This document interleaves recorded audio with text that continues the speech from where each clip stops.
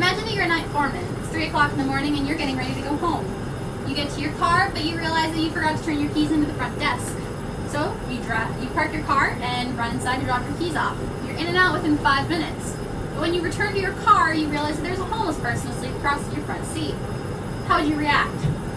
My name is Emily Howell, and this is actually a true story. This happened to my older brother last year while he was working as a nighttime mechanic foreman in Seattle, Washington.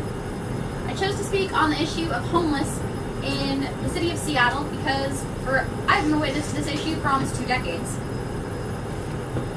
My family has worked and donated to one of the largest homeless shelters in the city of Seattle since I was 4 years old. It's called the Union Gospel Mission. So I've had personal experience watching this issue come to a head. The city of Seattle is facing a major housing crisis, which can be attributed to the spur of technology companies, a shortage of housing, and also a lure of liberal laws allowing drug use. First, let's discuss the technology companies. The city of Seattle has been the new Silicon Valley since the 1980s. Tech companies that didn't want to do the cost of doing business in California came up to Washington where it was cheaper. This led to the founding of empires such as Boeing, Microsoft, Amazon, Nintendo, Starbucks Coffee, Costco, Gateway Computers. Because of these major industries coming in and dumping billions of dollars of revenue into the state of Washington's legislation has been big business friendly for many, many years. However, the tides have been turning within the city of Seattle. The Seattle City Council has proposed an employee hours tax, which would be a tiered system charging businesses of varying levels of income and varying levels of employees that they hire a head tax that would generate tax revenue for the city of Seattle from big businesses that are located within the city limits. Big businesses are trying to say that the homeless issue is not their problem.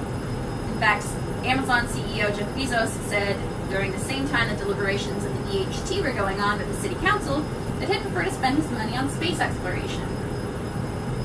Other cities within the state of Washington put out bids around the same time saying that they would in fact pay these companies to move outside of Seattle city limits.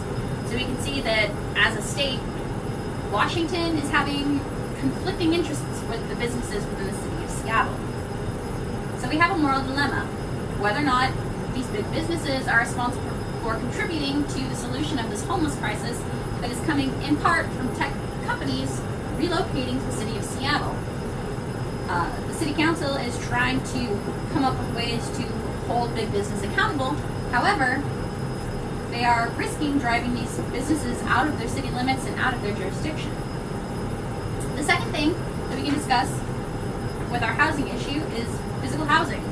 There's an immense lack of affordable housing within the city. In fact, Seattle Magazine writer Dean Jones defines affordable as any housing under $500,000 and states that as of right now, home prices aren't even in the range for basic home loans within the area's quota. And the buyers are being forced to seek approval for jumbo loans, which are not attainable for first-time home buyers. Seattle City Council has decided to try and fast-track the approval and legislation for backyard cottages, which are effectively mother-in-law housing. The only issue is that these also don't meet connotation forms of what affordable is. As of right now, certain floor plans are anywhere from $10,000 to $30,000 to develop, and the City Council estimates that in order to construct these, we're looking at over $300,000. This is definitely not a way that people who are struggling to make their rent or their mortgages can turn around and try and create a viable option for housing. So what do we do with this trifecta of there's too many people, there's affordable housing, and there's not a lot to go around, right? We're having major issues. When we look within what our obligations are, the last thing that we have to look at is the dark side of the influx of Seattle population. For a long time, Seattle has had very liberal drug laws.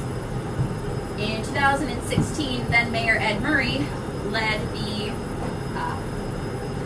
creation of the Heroin Task Force, which has led to opening safe injection sites that have caught on within the city limits over the past 3 years. Within the homeless survey of 2016, 1,050 people were surveyed and reported that 13% of those people, the primary reason of their homelessness was drug and alcohol use.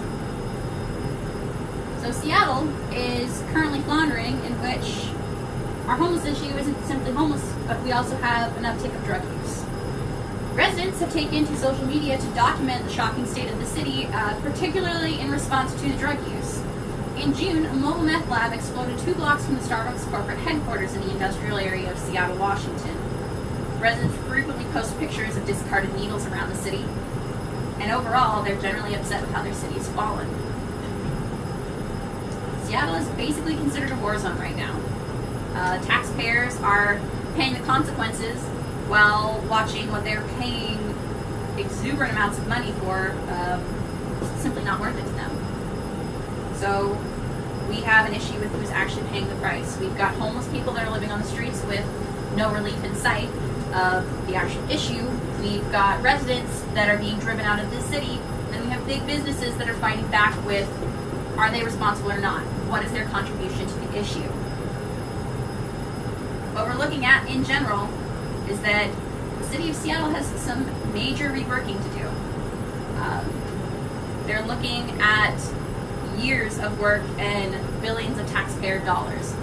As of right now, the moral question is, where is it going to come from? Who is going to be responsible for this? As of right now, the city of Seattle is driving out the business that has historically made it thrive, as well as killing off a resident population that is what makes Seattle, Seattle. Thank you.